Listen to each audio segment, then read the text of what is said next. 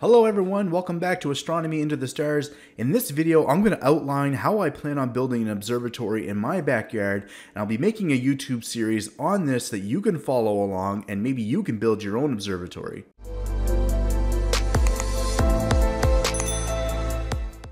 So one of the main reasons I want to build my own observatory in my backyard is so that I have a place I can set up my telescope and I don't have to tear it down every night that I want to go out.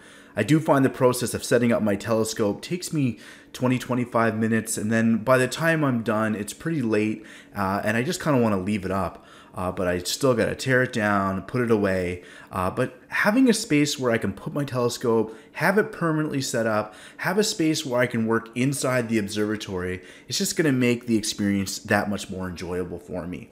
Another main reason I want to have an observatory is so that I can do live video observatory sessions with you guys. I want to have the telescope set up and I want to be able to stream live footage of what I'm observing and be able to interact with you so that I can look at what you want to look at, show you how to do some photos, take some tutorials of my setup, and so on. So one of the things I don't have working for me is where I live in terms of light pollution. This is a map here of the United States.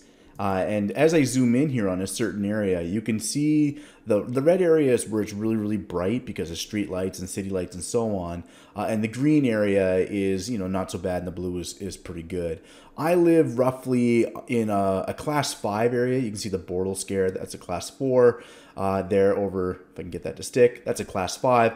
I live in a class 5 area. So what that means is I live in a class 5 area, which is labeled here as the yellow one.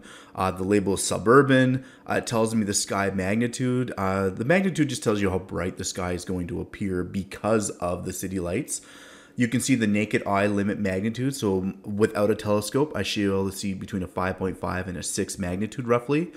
So in saying all this, a class 5 area is just not a great place to build an observatory if you're just trying to see the faintest objects in the night sky.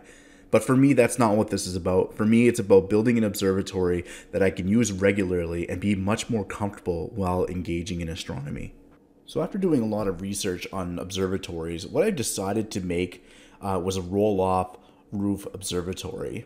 And as you can see here, there's a company called Skyshed that makes these roll-off roof observatories. But what they actually do is they send you the blueprints on how to build it. So for about $60 Canadian, you get these blueprints with the photos of how to build it and so on.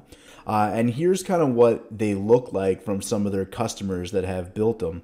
You can see there's some made out of wood, there's some with vinyl, and you can see the insides of these. I want to build one of these because it will go in my backyard.